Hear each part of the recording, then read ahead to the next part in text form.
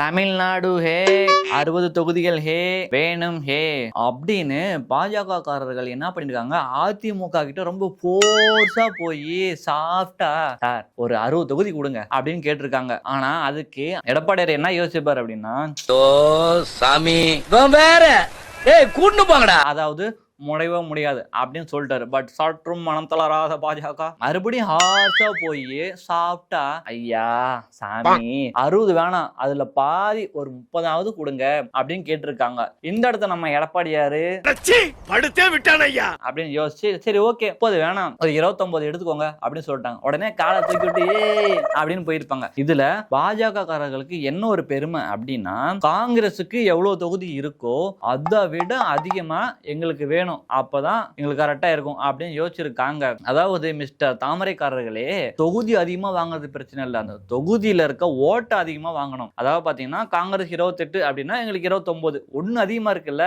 அது போதும் இல்ல. நான் ஒன்னு சொல்லிக்க விரும்புறேன். இப்ப நம்ம எலெக்ஷன் நடக்கிறது ஒரிசாவிலயோ பீகார்லயோ அஸ்ஸாம்லயோ இல்ல, தமிழ்நாட்டில் நடக்குது.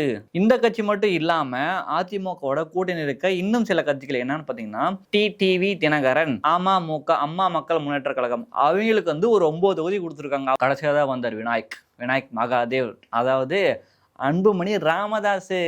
மாம்பழத்துக்கு பார்த்தீங்கன்னா 18 தொகுதி கொடுத்துட்டாங்க. இந்த மாதிரி எல்லாம் பேச்சுவார்த்தை அதுல போய்கிட்டு இருக்கு. இதெல்லாம் எப்போ அதிகாரப்பூர்வமா அறிவிப்பாங்க?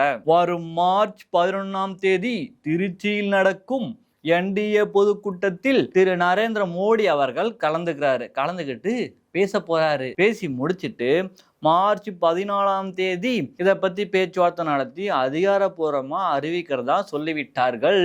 பட் இருந்தாலும் இதை பார்க்கும்போது எனக்கு என்ன தோணும் தெரியுமா, நீ பழனிக்கே பால் காவடி எடுத்தாலும் ஒரு அடி நகராது.